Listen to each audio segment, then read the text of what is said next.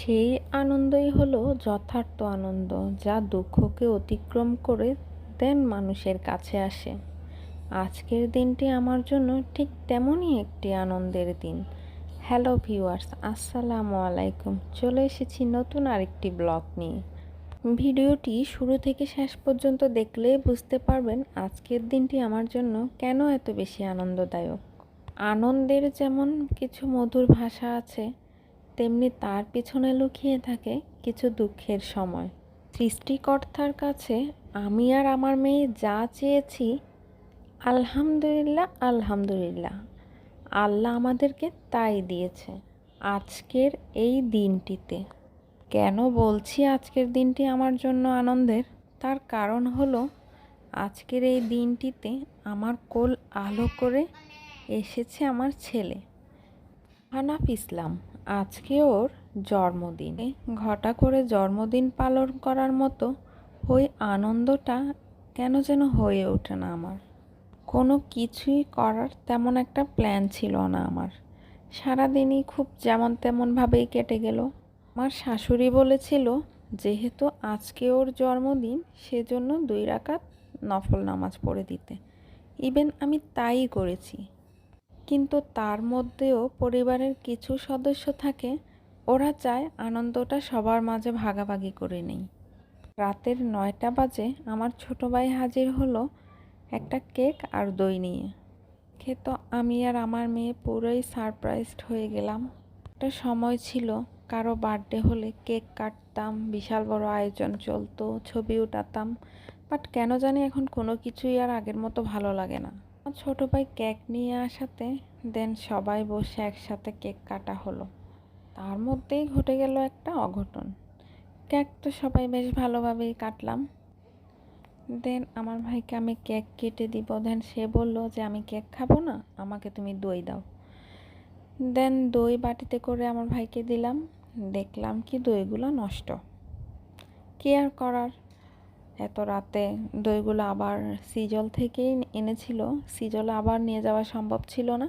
দেন পরের দিন সকালে আবার আমি আর আমার ননদ মিলে দইগুলো নিয়ে সিজলে গেলাম।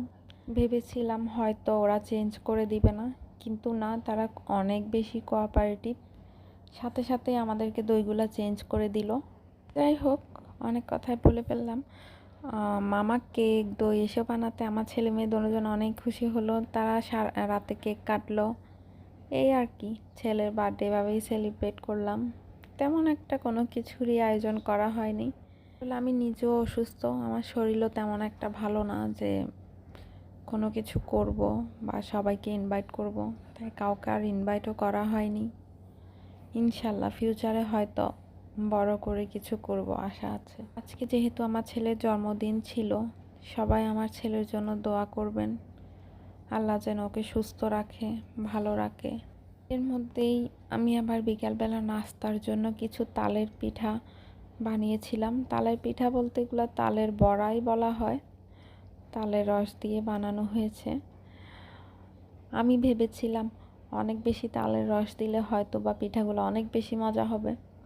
আসলে না, হয়তো আমি একটু বেশি দিয়ে ফেলেছিলাম। দেখতে অনেক সুন্দর হয়েছে, সফট হয়েছে এবং ফুলেছেও, খুব সুন্দর ফ্লেভারও এসেছে। কিন্তু হালকা একটু তিতা মারছিল পিঠাগুলা, তা না হলে পিঠাগুলোও খুব ভালো হয়েছে। আসলে রেগুলার যদি কোনো কিছু করা হয় তখন ওই বিষয়ে অনেক বেশি আইডিয়া থাকে।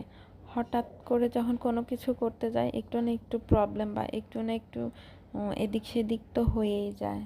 আর সবচেয়ে বড় বিশাল বড় প্রবলেম হচ্ছে, আমি পিঠা বানালে পিঠাগুলোর সাইজ কেমন যেন সুন্দর হয় না। সবগুলো একই সাইজ বা গোলভাবে হবে না, আর পিঠাগুলো এক একটা এক এক রকম সাইজ হয়ে যায়। মেজারমেন্টটা কোনোভাবেই আমি বুঝতে পারি না। হয়তো বা আস্তে আস্তে একটা আইডিয়া চলে আসবে। অনেকেই ধারণা করতে পারেন বাজারে তো এখনও কাঁচা তাল পাওয়া যাচ্ছে, পাকা তাল তো পাওয়া যাচ্ছে না। তালটা আসলে আমার চাচি দিয়েছে আমাদের গ্রামের বাড়ি থেকে। গ্রামের বাড়িতে যে তাল গাছটা আছে ওটাতে না 12 মাসে পাকা তাল ধরে থাকে। যাই হোক, আজকের ব্লগটা এই পর্যন্তই। সবাই ভালো থাকবেন। আর আমার ভিডিওটি যারা দেখবেন প্লিজ সবাই একটি করে লাইক দিয়ে দিবেন। আপনারা একটি লাইক দেওয়ার কারণে আমার ভিডিওটি অন্যদের ওয়ালেও চলে যাবে। টাটা, খোদা হাফেজ।